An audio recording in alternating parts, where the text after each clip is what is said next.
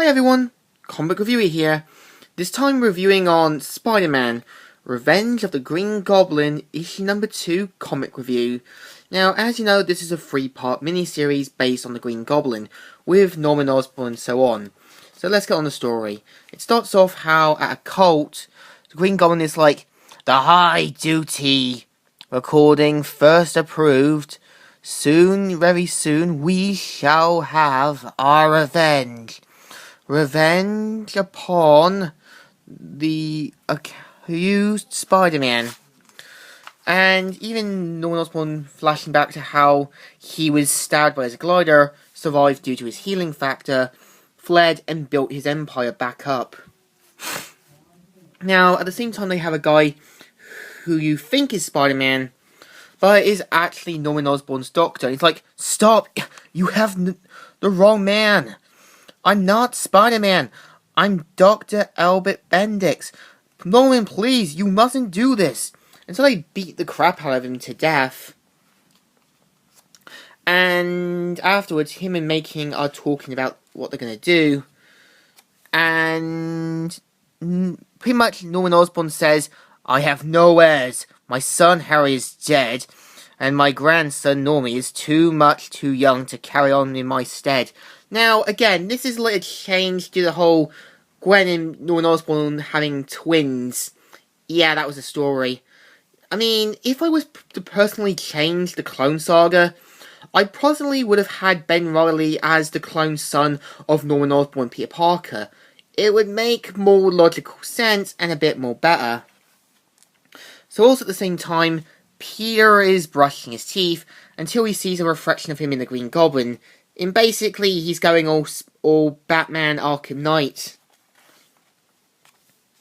And he starts having a vision of the Green Goblin coming out of the wall.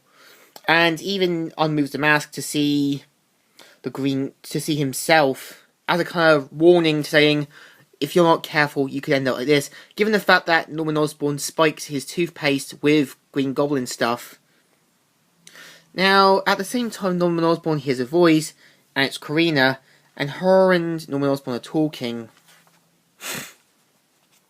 And her and Norman Osborn talk and says that how his great-grandfather built the house back in the 1880s.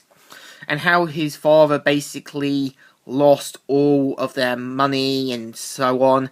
And so as a coping mechanism, he took drinking and took his anger out on everyone around him. I'm actually surprised there was no family members there to help Norman Osborn and his family. I mean, seriously. And he also remembers the first person he always loved, Emily Osborn, who mainly says, we should take some time off, Norman. Maybe go to the show. You need to relax. You work so hard. I want to make you proud, Emily. I didn't marry you for your money. Silly. I love you as is. Now, when you think about it, had Emily did live, Norman Osborn's life would have turned out probably for the better. And afterwards, Spider-Man is getting to work and ends up something happening.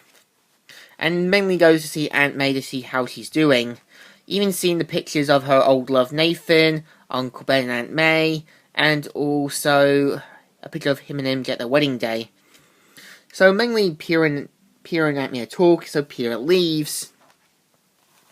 At the same time, Peter listening to music and having a daydream about Uncle Ben being part of a band. And even seeing Norman Osborn at a party. And also having Peter thinking he's dreaming and gets to work. But also Karina comes downstairs and ends up getting thrown by a pumpkin bomb where Norman Osborn realises his mistake and tries to see if she's alright, saying that they can't live without her. And that's the story. What do I think? It is definitely handled pretty well.